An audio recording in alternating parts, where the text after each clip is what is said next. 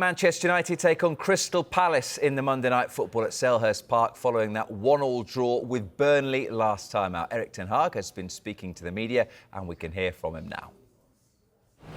What is the situation with Scott McTominay after last weekend, and with Palace in mind, are there any players going to be back?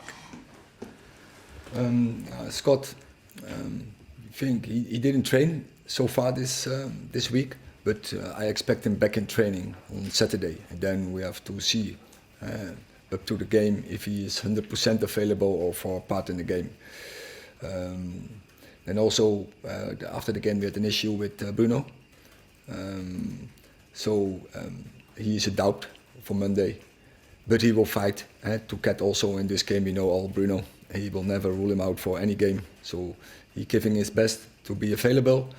And then Johnny Evans returned today in the team training, and and then and tomorrow we are off, and then we have 2 days up to the game. Martial as well, we saw him training. He was partly in the team training. Okay, and there's obviously been a lot of talk today after last night's Champions League semi-final about Jadon Sancho's performance. I was just wondering what you made of it, and I mean, he was obviously arrived for a big fee and a lot of expectation. Things haven't gone to plan. Is there a chance he can work his way back into your thoughts, your side? So let's see this. Yesterday he played very good, and we talked more about it. He's a very good player, and yesterday he showed why Manchester United bought him. He showed also that he represents a high value for Manchester United, so which is good. And so I'm happy for Jadon with his performance from yesterday, and we will see what's going to happen in the future.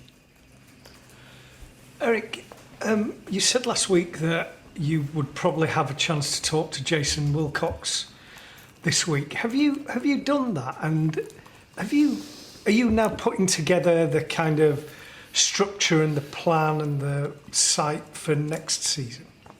No, I didn't say I had a chance. No, definitely. We talk every day from now, from last week. So in a very short period, we have to build an intense relationship, and we are working on it now. And of course, a plan. We had a plan already before he stepped in, because, but of course we have to get aligned with it. So, and that takes time. But at the same time, we don't have so much time. In terms of next season, given what's happened this year, and I know you've had a lot of injuries, but still you're sixth and not going to qualify for the Champions League, is there a lot of work that has to be done in the summer? It always has a lot of work, and yeah, it sounds a little bit like well, it's normal, but it is normal that when you go in a transfer window, but the injuries have a big impact. So we know also we are still below the levels from the expectations that Manchester United has. So we have to catch up, and I'm now going into my fifth window. I think 2 windows were quite okay, 2 windows we missed. And we have to make new improvements into this summer. But also there is a base in this squad, which is very good. And yeah, definitely the injuries have a big impact on our season. Erik, obviously the result last night confirmed that United can't make the Champions League now, but how important is it to ensure that you are in European football, and how much of a difference does that make to some of the work that you've just been talking about? It's of course it's important, but we have 2 opportunities, and that is one over the league and one in the FA Cup final. And when you look at the work for next season, to be in the Europa League, to be in the Conference League, how much a difference does that make in your mind to the players you can attract, the budget that you'll have to play with, all that side of it? Definitely it will have an impact on the budget, but I'm sure Manchester United is a very attractive club to play for. So many players will be very pleased and be very happy to play for Manchester United, I'm sure. Just looking ahead to Monday, the Crystal Palace fixture. Oliver Glasner's had quite a significant impact at Selhurst Park. What have you made of the start that he's made, and is he a manager that you've tracked previously with the work that he's done? It's totally different, yeah. Totally different style of play. Thank you. Listen.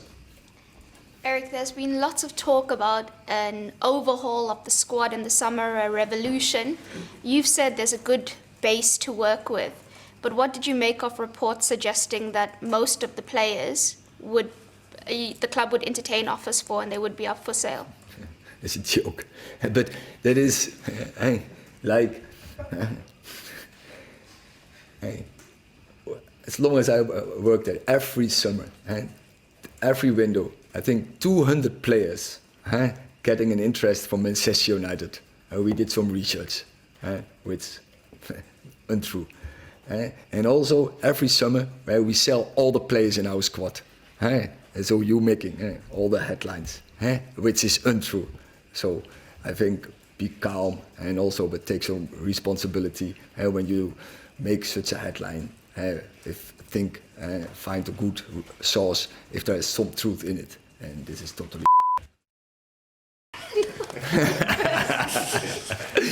very good news. Erik, one of the reports centered around Marcus Rashford. He wasn't in training yet, apparently still some discomfort with his injury. When are you expecting to see him back? I can't tell. So he was last weekend absent, Sheffield absent. So after Coventry, his issue hasn't healed so far. Well, our senior reporter Melissa Reddy was asking some of the questions there. He's not had a lot to smile about this season, Erik ten Hag. Melissa, you got a bit of a chuckle from him there, though. Yeah, transfer windows usually generate stress instead of laughter, but Erik ten Hag did find the humour in the report suggesting most of Manchester United's squad would be up for sale. He said it's definitely not true, and he also used the word "it's a joke," telling reporters to find better sources, which doesn't always go down very well in press conferences, but it did actually give a sense of entertainment. Good to see Erik ten Hag taking things in a light-hearted fashion. He's not had much of that this season, but we've also explained on Sky Sports News why the concept of putting most of the squad up for sale wouldn't actually be plausible, because United have so much work to do this summer and they're operating under great financial constraints, so they have to be pretty smart, and the talk of a revolution and a overhaul is a bit overblown. But in terms of transfers, Erik ten Hag was unsurprisingly asked about Jadon Sancho following his supreme performance last night. The wording he used was interesting, because he said Sancho showed that he proves and provides high value for Manchester United. And that's a good one and a good line, because actually the club believe that Sancho is a player that can fetch quite a good fee this summer. His intention is to make that loan deal at Borussia Dortmund permanent. Whether they can meet Manchester United's valuation, thought to be in the region of 35 to 40 million pounds, but if he performs like last night, I'm sure the club will try to ask for a bigger amount, remains to be seen. Now, on the injury front, Bruno Fernandes is a doubt. We didn't see him earlier in team training, but with Bruno, you always expect him to be fit, so we didn't make much of it. And then Erik ten Hag did say that you can never rule Bruno Fernandes out of a game. He will fight to make sure he gives himself every chance to be available for Monday. Marcus Rashford, though, his injury hasn't healed, and Ten Hag couldn't really say when he would return. They need the swelling to pacify, the pain to disappear before he can be in with a shout of returning to team training. Scott McTominay also wasn't involved today, but the manager is expecting him to be back on Saturday, and they'll take a late decision on his involvement for that game on Monday. Johnny Evans did take part in the full team training session today. Anthony Martial, he was in partial training and then did some individual work. So a little bit of relief for Ten Hag on the injury front, which is very, very welcome news for him. Melissa, thank you very much for now.